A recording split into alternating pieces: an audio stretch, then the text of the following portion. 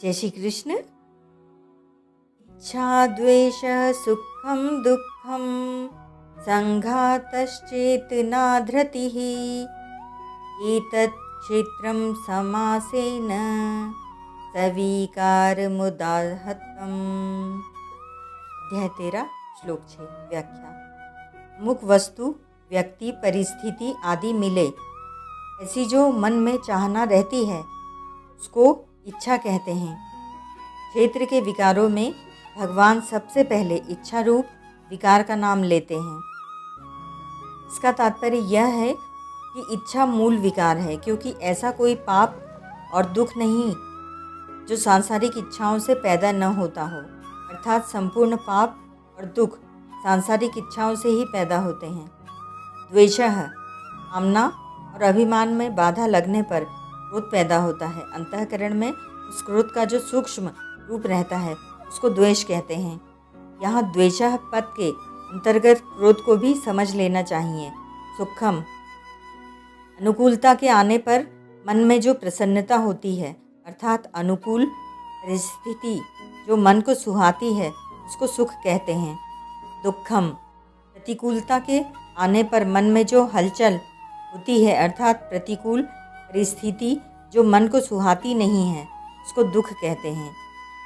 संघातः 24 तत्वों से बने हुए शरीर रूप समूह का नाम संघात है। शरीर का उत्पन्न होकर सत्ता रूप से दिखना भी विकार है तथा उसमें प्रतिक्षण परिवर्तन होते रहना भी विकार है। चेतना नाम प्राण शक्ति का है, अर्थात शरीर में जो प्राण चल रहे हैं उसका नाम चेतना है। इस चेतना में परिवर्तन होता रहता है। जैसे सात्विक वृत्ति आने पर प्राण शक्ति शांत रहती है और चिंता शोक भय उद्वेग आदि होने पर प्राण शक्ति वैसी शांत नहीं रहती, क्षुब्ध हो जाती है। यह प्राण शक्ति निरंतर नष्ट होती रहती है, अतः यह भी विकार रूप ही है। साधारण लोग प्राण वालों को चेतन और निष्प्राण वालों को अचेतन कहते हैं।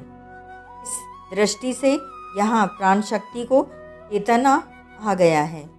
धृति नाम धारण शक्ति का है।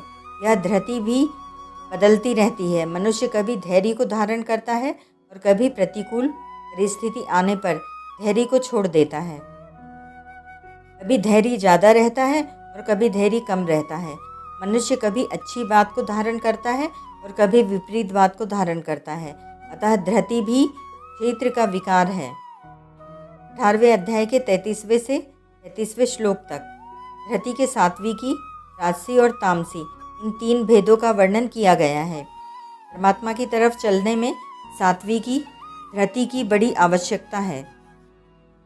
जैसे पहले श्लोक में इदम शरीरम कहकर व्यष्टि शरीर से अपने को अलग देखने के लिए कहा, ऐसे ही दृश्य क्षेत्र और उसमें होने वाले विकार से दृष्टा को अलग दिखाने के लिए कहा। यहाँ एतत् पद आया है। 5वें श्लोक में भगवान ने समष्टि संसार का वर्णन किया और यहाँ 6ठे श्लोक में व्यष्टि शरीर के विकारों का वर्णन किया, क्योंकि समष्टि संसार में इच्छा द्वेष आदि विकार होते ही नहीं। तात्पर्य यह है कि व्यष्टि शरीर समष्टि संसार से और समष्टि संसार व्यष्टि शरीर से अलग नहीं है, अर्थात ये दोनों एक हैं। जैसे इसी अध्याय के दूसरे श्लोक में भगवान ने क्षेत्रज्ञ के साथ अपनी एकता बताई, ऐसे ही यहाँ व्यष्टि शरीर और उसमें होने वाले विकारों की समष्टि संसार के साथ एकता बताते हैं। आगे 21वें श्लोक में भगवान ने पुरुष की स्थिति शरीर में न बताकर प्रकृति में बताई है। पुरुषः प्रकृतिस्थो ही से भी सिद्ध होता है कि पुरुष की स्थिति संबंध व्यष्टि शरीर में हो जाने से उसकी स्थिति समष्टि प्रकृति में हो जाती है, क्योंकि व्यष्टि शरीर और समष्टि प्रकृति दोनों एक ही हैं। वास्तव में देखा जाए तो व्यष्टि है ही नहीं, केवल समष्टि ही है। व्यष्टि केवल भूल से मानी हुई है। जैसे समुद्र की लहरों को समुद्र से अलग मानना भूल है, ऐसे ही व्यष्टि शरीर को समष्टि संसार से अलग मानना अपना भूल ही है। विशेष बात, क्षेत्रज्ञ जब अविवेक से क्षेत्र के साथ अपना संबंध मान लेता है तब क्षेत्र में इच्छा द्वेष आदि विकार पैदा हो जाते हैं। क्षेत्रज्ञ का वास्तविक स्वरूप तो सर्वथा निर्विकार ही है। क्षेत्रज्ञ के संयोग से पैदा होने वाले विकार सर्वदा मिटाए जा सकते हैं, क्योंकि क्षेत्रज्ञ का क्षेत्र के साथ संयोग केवल माना हुआ है। इस माने हुए संयोग को मिटाने के लिए भगवान इस अध्याय के पहले श्लोक में शरीर को अपने से पृथक देखने के लिए और फिर दूसरे श्लोक में परमात्मा से अपने नित्य संयोग एकता का अनुभव करने के लिए कहते हैं। ऐसा अनुभव होने पर क्षेत्र के साथ मानी हुई एकता का सर्वथा अभाव हो जाता है और फिर विकार उत्पन्न हो ही नहीं सकते।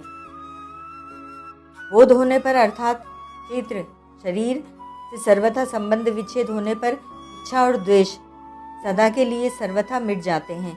सुख और दुख अर्थात अनुकूल और प्रतिकूल परिस्थिति का ज्ञान तो होता है, पर उससे अंतःकरण में कोई विकार पैदा नहीं होता।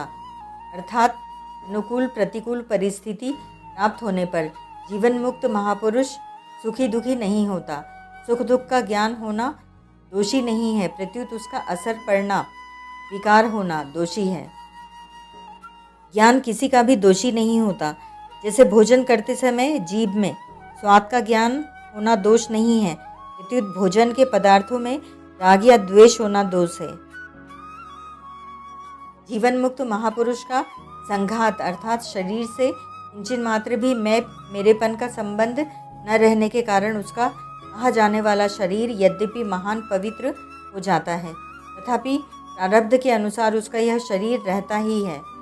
जब तक शरीर रहता है तब तक चेतना प्राण शक्ति भी रहती है। परिश्रम होने पर उसमें चंचलता आती है, नहीं तो वह शांत रहती है।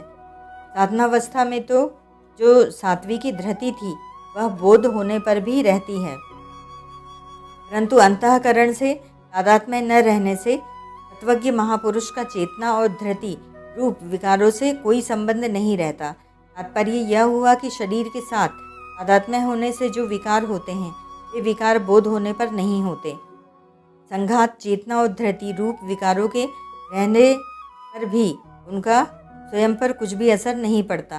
परिशिष्ट भाव क्षेत्र के साथ संबंध रहने से ही इच्छा द्वेष सुख दुख आदि विकार क्षेत्रज्ञ में होते हैं। पुरुषः सुख दुखानां भोक्तृत्वे हेतु रुच्यते। 13-20 इच्छा द्वेष आदि सभी विकार तादात्म्य जड़ चेतन की ग्रंथि में है। तादात्म्य में ही ये विकार जड़ अंश में रहते हैं। यहाँ भगवान ने 24 तत्वों वाले शरीर को तथा उसके 7 विकारों को एतत् यह कहा है। एतत् क्षेत्रम, इसका तात्पर्य है कि स्वयं क्षेत्र से मिला हुआ नहीं है, प्रत्युत सर्वथा अलग है। स्थूल सूक्ष्म और कारण तीनों ही शरीर एतत् पद के अंतर्गत होने से हमारा स्वरूप नहीं है।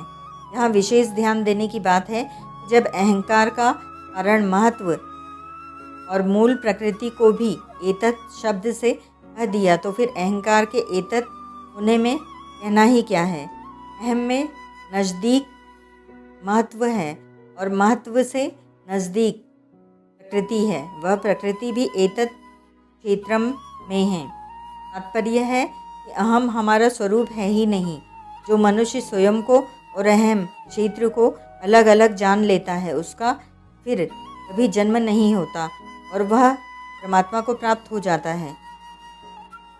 गीता 13वें अध्याय का 23वां श्लोक। ओम तत्सत।